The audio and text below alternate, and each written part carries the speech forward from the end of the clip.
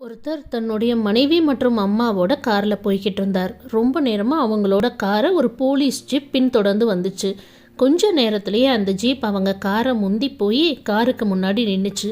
அதுலேருந்து இறங்கி வந்த போலீஸ், சார், நாங்கள் அரை மணி நேரமாக உங்கள் காரை பின்தொடர்ந்து வர்றோம். நீங்கள் போக்குவரத்து விதியை மீறாமல் கார் ஓட்டுனதுனால உங்களை பாராட்டி இந்த 10,000 ரூபாயை பரிசா அளிக்கிறோம்னு சொன்னாங்க. இதை கேட்ட அவர் சந்தோஷமாக பெருமூச்சு விட்டு, அப்பாடா, இந்த பணத்தை வச்சு எப்படியாவது டிரைவிங் லைசன்ஸ் எடுத்துடணும் அப்படின்னு சொன்னார்.